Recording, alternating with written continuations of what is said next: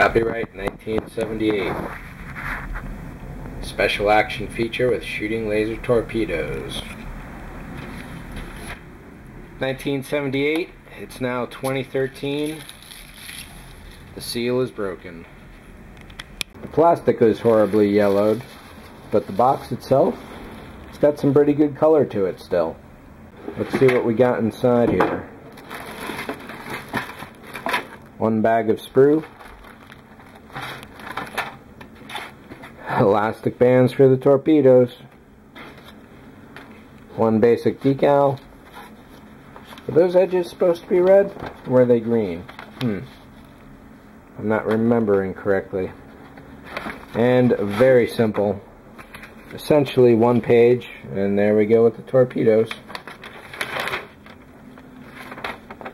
One sheet even, assembly guide.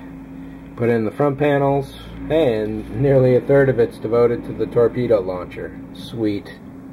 A very simple mechanism that worked fairly well and shot its load pretty good.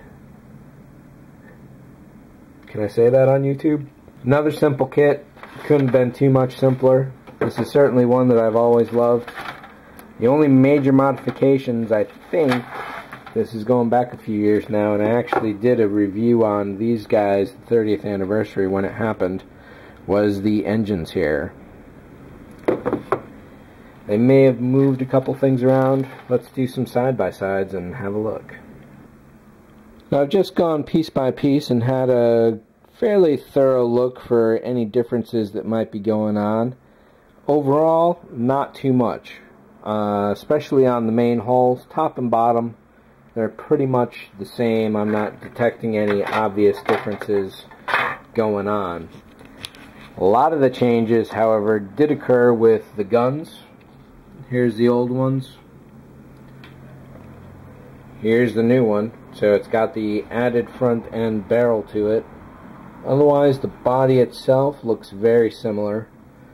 The little girder detail in there, that is new completely.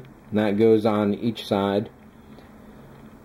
The front vents, all this stuff looks to remain the same. I thought they might have changed the canopy, but I guess not. And where the major changes occurred are back here on the engines. Here's what you get nowadays, and here's what you get these days. These two guys stuck in the back with that turbine on the center, which replaces that feature there. Pretty horrible. So that's definitely a nice upgrade, and that makes these new engine parts really valuable pieces to have, because there's no way to get them and retrofit your original unless you can get copies of these. That's tough. So a lot of this model right here is taken up with the torpedoes. There's the two torpedoes themselves. They've got these flat heads on them so they don't hurt anything, theoretically, I guess. The idea was that these two points here stuck out in those two holes right there. Push them in, release the elastic, torpedo shoots forward, put the elastic in, or maybe that's the locking mechanism at the back. We'll see when I go to build it, which won't be too soon, though I do have to finish that, and maybe I'll bring this one along really quick. This one is fully lit. It definitely shows off the engines nicely. Lighting up this one would require building those engines, so I don't know if that's going to happen. And let's take a look at some Vipers. So essentially the Viper will have the same mechanism as the Cylon did for the shooting torpedo, except that it comes out the nose. A few of the major differences that come to mind: they probably fixed the guns. They did the clear canopy instead of the pure plastic one. They fixed some details back here. They redid the engines completely. And let's take a look at what else. Again, 1978, 2013, 35 years. Oh baby. I was going to skip the directions on these, but how Revell wound up taking this simple single sheet and turning it into this 8-page pamphlet is definitely beyond me. I could certainly see at least half a sheet to this. Well, I suppose a full sheet is good. Anyhow, just looking through this, the differences in the builds are completely obvious. The first few shots here show how the torpedo gets installed, for example, and then all the rest of it is fairly straightforward. Whereas over here, you start with a new cockpit, the new figure. Didn't do that for the Cylon Raider, did you guys? No, that would have been nice, though. The clear canopy also would have been nice for the Cylon, you bums. They may have taken out all the internal plastic that used to house the torpedoes. We'll see about that. And then overall, the other pieces are fairly straightforward as far as the assembly goes. New rear, I was thinking I could just take these spare 3 that I had from a previous build and drop them into here. However, obviously, just looking at the back compared to the front of the new one, you can see how much of a difference there is. These front caps here are the same, and everything else probably goes together relatively simply. I wouldn't be surprised if they changed the cannons just a little, though, either.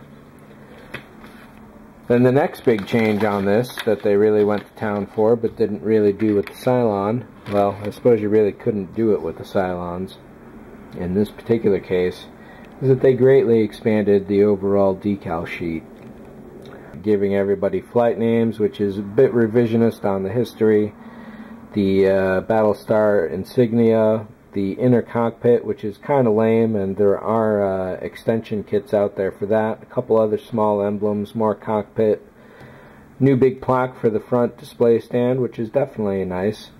However, the overall decals themselves are essentially the same, though there are a couple different ones over here in the short stripes specifically. So let's take a look at the plastic. I was just in the middle of unbagging this when I was surprised by the instruction sheets alone. And now look at the plastic itself, and definitely what is the star of the show here. Let's lay this out even better for the camera.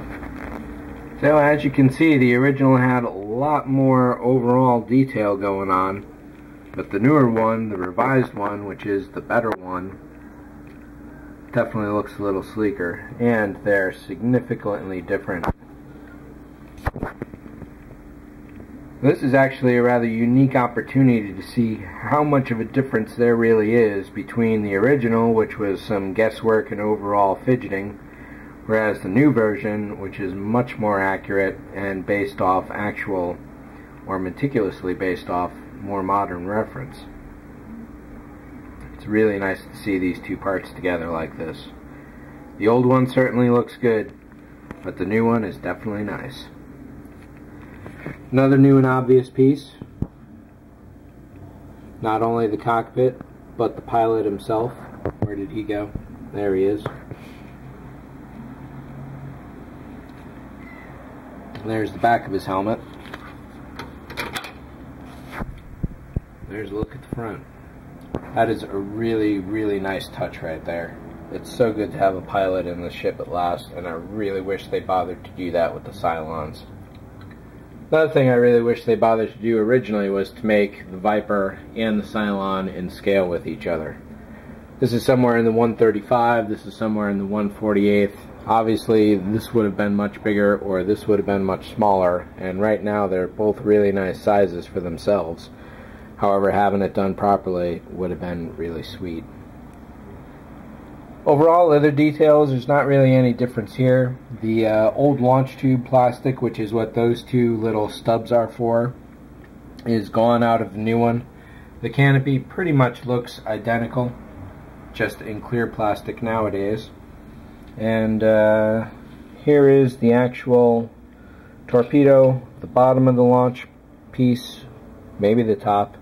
And there's the other part where everything slots together using the one included elastic. Overall, other than that, they definitely had to shift all the sprue around when they did this and shift all the parts. I kind of like the old stand, but the new stand certainly works. Having the ball pivot like the Cylon does makes that nice, because you'd think they would have done that for this one. Anyhow, that's all nitpicking. I'm just glad to have the both of them. And what I might even do is swap noses and put this guy on the modern engines so that I've got a 30th anniversary Viper that actually fires a 1978 missile. That would be kind of sweet. And that wraps it up for this look at the original Battlestar Galactica kits, all 4 of them, and 2 of the 30th anniversary re-releases. I'm really glad Revell decided to re-engineer the Viper as much as they did. I do wish they put as much time into Cylon as that. That they released the new Base Star was really nice, and I should pick one up. That they didn't bother with the Galactica, I wasn't happy about. But another company has that now, and we'll see what they wind up doing. There's also a resin kit out there, or there used to be a resin kit at least, from Time Slip. I don't know if that's still available, but that was also in the $200 range. Which, if you're going to get the plastic for $200, you may as well have gotten the resin. Anyhow, that's it. Thanks for watching as always. See ya.